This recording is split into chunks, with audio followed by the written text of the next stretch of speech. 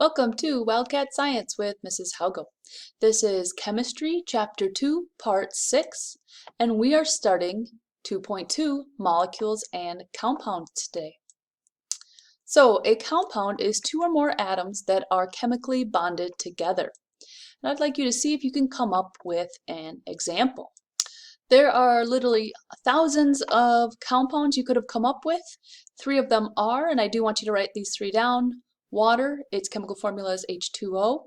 Sodium chloride, its formula is NaCl. And carbon dioxide, and its chemical formula is CO2. And in each compound, the atoms are chemically bonded to each other. So we define compound, so let's define molecule. A molecule is a group of atoms that are chemically bonded together, and a molecule is the smallest particle of a compound that will still retain its properties. So in water, the H2O molecule will retain the properties of water, but you can't separate it anymore into the H and the O and still have the properties of water. So let's look at a mixture versus a compound. So looking on page 47, we see an example of a mixture and an example of a compound.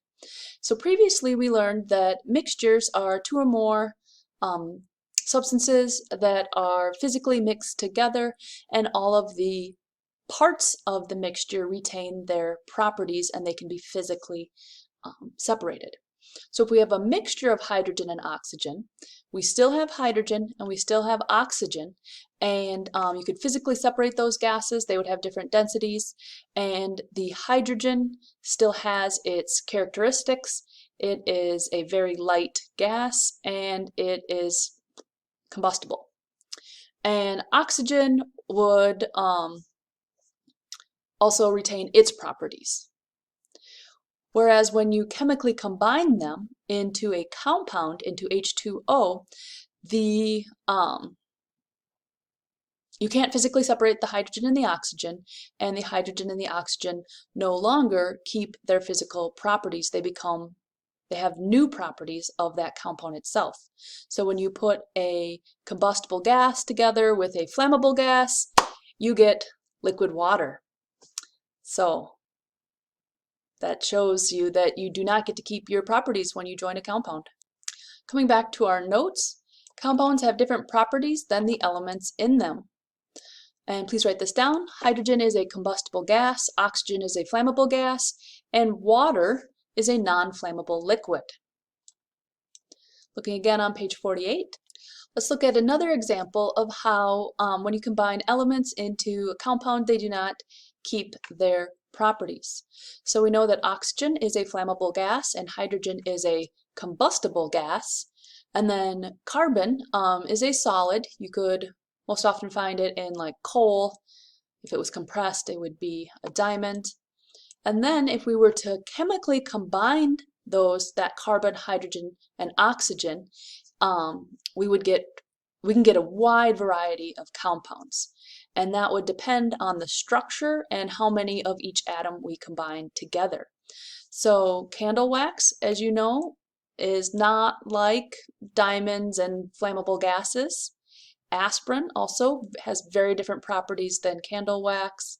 Plastic wrap has very different properties than the rest of them, and gasoline has different properties than these three elements separately, or any of the other compounds that are made with just carbon, hydrogen, and oxygen. So the structure of the compound, the elements in the compound, and the number of elements in the compound are important when we're looking at chemicals, compounds, and their properties. So one way to describe a compound is with its chemical formula.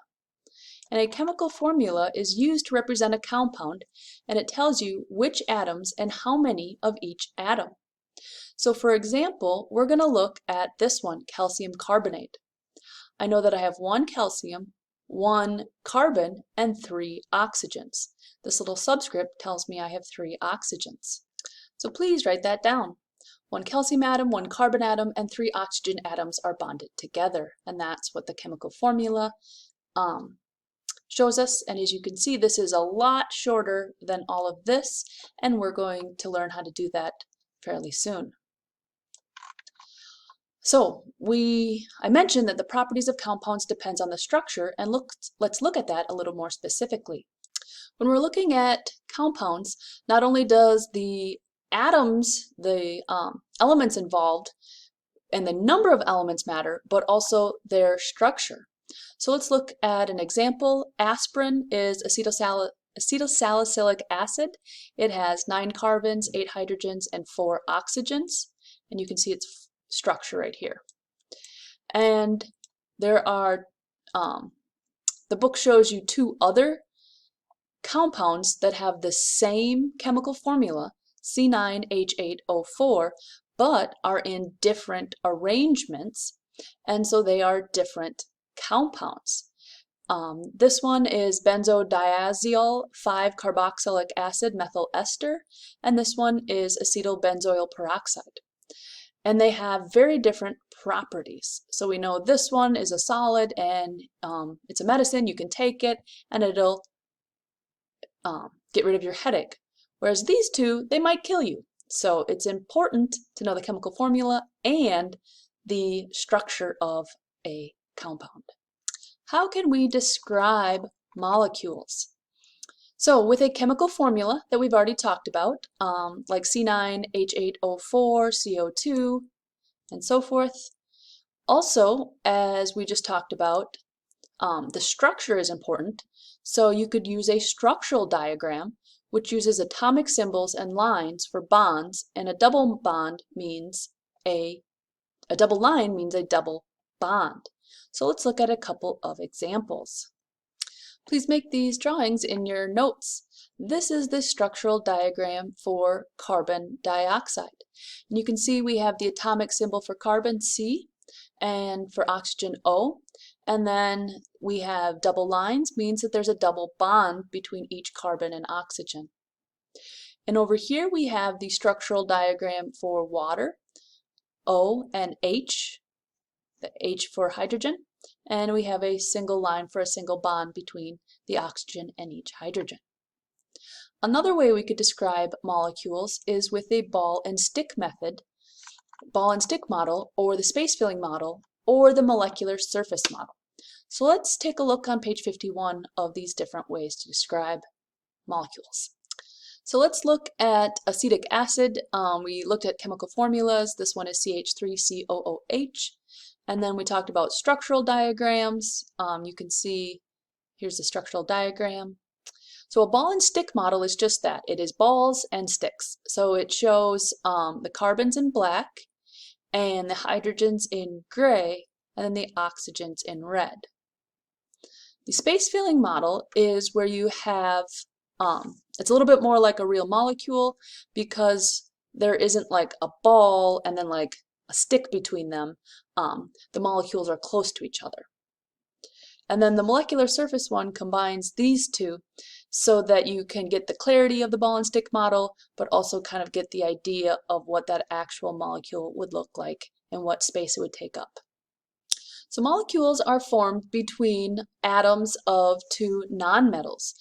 When you actually get a metal and a nonmetal bonding together in a compound, it doesn't form a molecule, it makes an ionic compound. So ionic compounds are different than molecules because they are made of positive and negative ions. So what is an ion?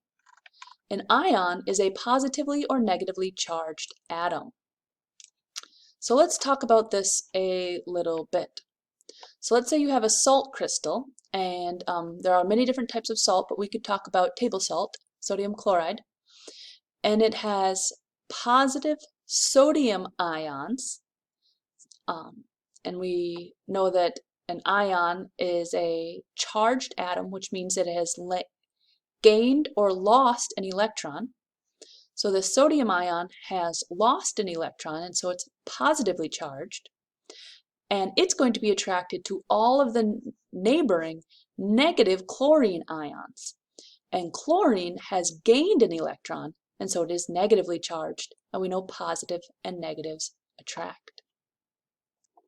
So let's look at 2 different types of compounds. Here we have aspirin, which is makes a formula makes a molecule, and you can see that these nonmetals are bonded to each other, and there's a definite bonding, like this carbon is bonded to that carbon.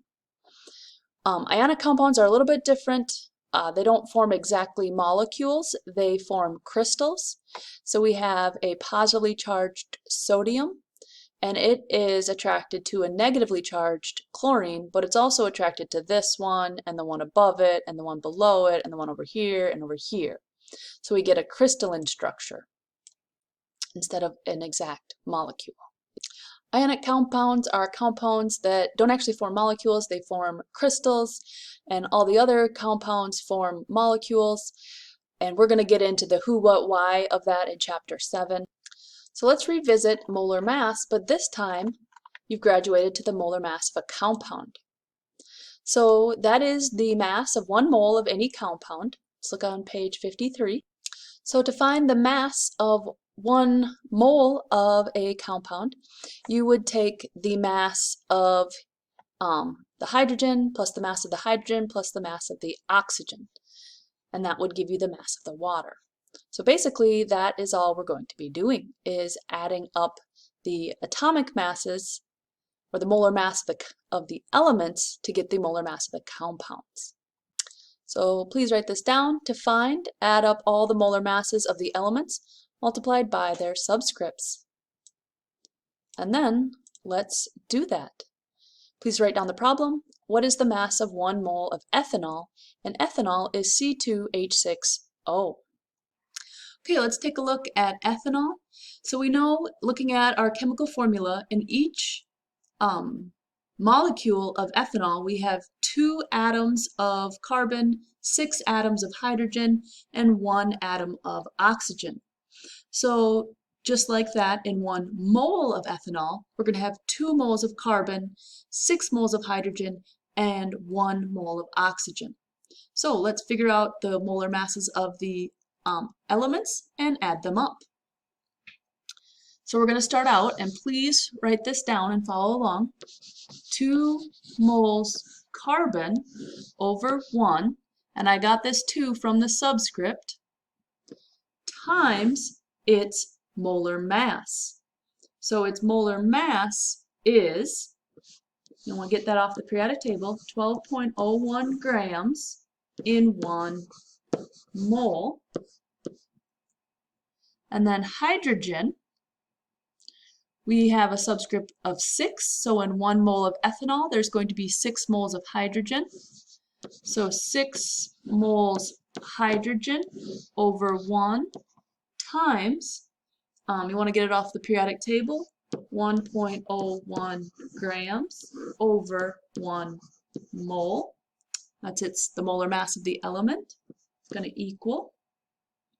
And then we have 1 mole oxygen over 1 times, and we'll get this off the periodic table. When we round it to the nearest hundredth, it rounds up to 16 grams over 1 mole. So we want to cancel out our units. Moles cancel out, we're left with grams. Moles cancel out, we're left with grams. And moles left with grams. And so I want you to do your math for each one, and then we're going to add them up and get our molar mass of the compound. So please do that. Okay, in 1 mole of ethanol, we have 24.02 grams carbon, 6.06 grams hydrogen, and 16 grams oxygen, for a total of 46.0 grams ethanol. And if you didn't get that number, you will want to go back and check your math. So that is how you find the molar mass of a compound. And I am going to make you write out all the steps throughout this chapter, and then once we move on to another chapter, then you can do some of that just in your calculator. So in our next video, we are going to use this new information we just learned. I will see you then. Bye.